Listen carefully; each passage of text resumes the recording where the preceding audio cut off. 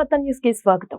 శ్రీ సత్యసాయి జిల్లా హిందూపురం ప్రముఖ వ్యాపారవేత్త కాంగ్రెస్ సీనియర్ నాయకుడు ఎంహెచ్ ఇనాయతుల్లా తన నివాసంలో పత్రికా సమావేశం ఏర్పాటు చేశారు. ఇనాయతుల్లా ఈ సందర్భంగా మాట్లాడుతూ జాతీయ కాంగ్రెస్ పార్టీ 2014లో కష్టకాలంలో ఉన్నప్పుడు తాను ధైర్యం చేసి హిందూపురం అసెంబ్లీ అభ్యర్థిగా పోటీ చేశానని, రాష్ట్రంలో ఎక్కడా లేని విధంగా తనకు 8,000 పైచిలుకు ఓట్లు వచ్చాయని వారు తెలిపారు. 2024 సార్వత్రిక ఎన్నికల్లో కాంగ్రెస్ పార్టీ తరపున హిందూపురం అసెంబ్లీ నియోజకవర్గంలో పోటీ చేసేందుకు తాను సిద్ధంగా ఉన్నానని, అనూహ్యంగా హిందూపురం అసెంబ్లీ అభ్యర్థి ఇతరులకు కేటాయించినట్లు వస్తున్న వార్తలను ఆయన ఖండించారు. కాంగ్రెస్ పార్టీ తనకు సీటు కేటాయించని పక్షంలో మైనార్టీ పెద్దలతో, హిందూ మతస్థులతో సమావేశమై తాను తదుపరి రాజకీయ కార్యాచరణ ప్రకటిస్తానన్నారు. మన హిందూపురం కాన్స్టిట్యున్సీ అందరూ మనము స్థానికులు కావాలని చెప్పేసి గట్టిగా వాళ్ళకి వయసు ఇచ్చుకుంటూ, అదేవిధంగా ప్రతి ఒక్క చోట్ల కూడా అదేవిధంగా నా వయసు వినిపించిన గమనించాల. వైఎస్ఆర్సీపీలో కూడా స్థానికుడు ఒక్కడు లేడు, తెలుగుదేశంలో కూడా స్థానికుడు ఒక్కడు లేడు. ఇప్పుడు కాంగ్రెస్లో స్థానికులే కాదని లేదు నేను, బట్ వాళ్ళకి ఏ అర్హతలు ఉన్నాయో నాకైతే కాంగ్రెస్ పార్టీ పెద్దలకే తెలియాలా. నాకైతే అర్థం కాని పని. వాళ్ళు ఆ రోజు అప్లికేషన్ ఫిలప్ చేసినప్పుడు ఏమన్నారు, మీరు అప్లికేషన్ ఫిలప్ చేసుకోండి, మీ సర్వే ప్రకారంగా మీ ప్రాధాన్యత ఇస్తాము అన్నారు.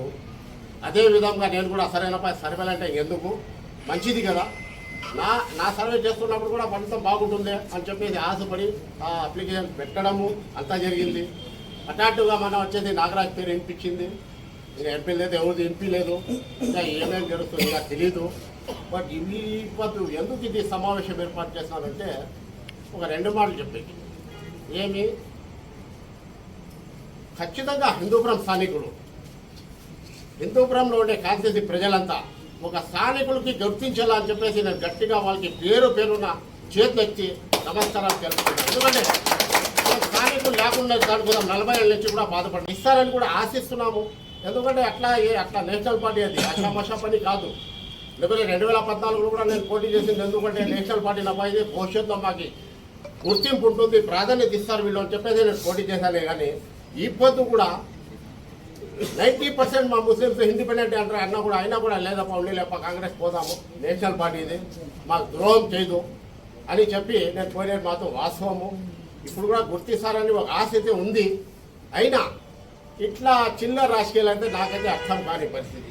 ఎందుకంటే రఘువీరారెడ్డి కలిపన్నారు, కలిశాను, కలిసిన తర్వాత ఇంకే నాగరాజ్ పేరు తెచ్చి పెట్టడము, ఇంకో పేరు తెచ్చి పెట్టడం నాకైతే అర్థం కాలేదు. ఎందుకంటే ఇన్ని దేళ్ళ నుంచి ఆయనకే సొంతం కాదు పార్టీ, ప్రతి ఒక్కరికి సొంతం పార్టీ. ఆయన నేనేం చెప్తే అదే జరుగుతుంది అనే ఒక దీంతో ఉన్నాడు. కాబట్టి ఇది మంచి పద్ధతి కాదు. షర్మిలం కానీ హైకమాండ్ కానీ గుర్తించి సరైన ప్రాధాన్యత ప్రతి ఒక్క కాన్స్టిట్యున్సీకి ఇవ్వాలని నేను